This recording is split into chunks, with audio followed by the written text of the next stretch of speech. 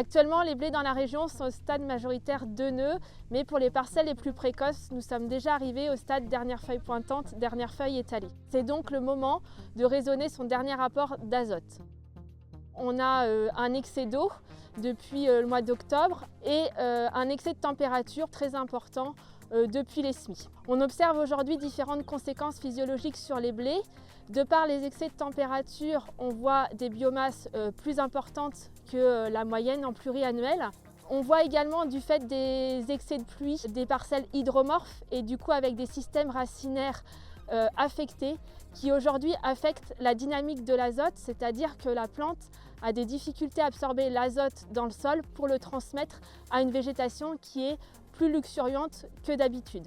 Il faut absolument adapter sa fertilisation azotée à sa parcelle pour prendre en compte ces différents aspects de l'année.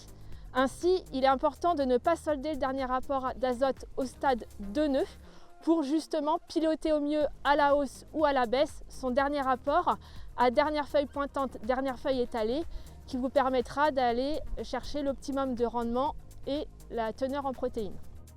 Comment interroger l'état de nutrition de sa plante? Différents outils existent. Il y a des outils satellitaires par exemple qui permettent d'interroger la plante entre 2 nœuds et dernière feuille pointante. Donc ces outils satellitaires donnent une vision globale à l'échelle de la parcelle.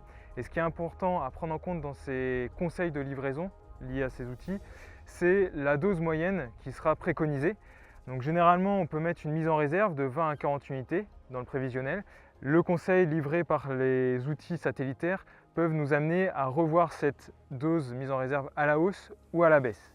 Après, on a d'autres types d'outils, notamment par exemple des pinces N-Tester, qui ne vont pas avoir une vision globale de la parcelle. On va interroger seulement quelques zones dans la parcelle, mais qui ont l'avantage d'être moins dépendantes des conditions météo, notamment de la couverture nuageuse. Alors cette année, on s'attend sur les parcelles notamment drainantes avec des biomasses importantes à avoir une dose d'azote en fin de cycle un peu plus importante que d'habitude, un peu comme 2023.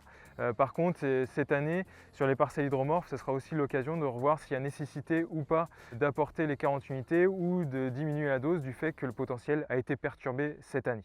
Donc tout ça pour dire qu'il est important d'interroger la plante entre 2 nœuds et dernière feuille pointante. Donc si l'azote a été soldé à 2 nœuds, on ne va pas pouvoir réajuster cette dose d'azote à la hausse ou à la baisse. Et donc potentiellement on peut arriver dans des cas à être dans des situations de sous-fertilisation et donc avoir des pertes de rendement.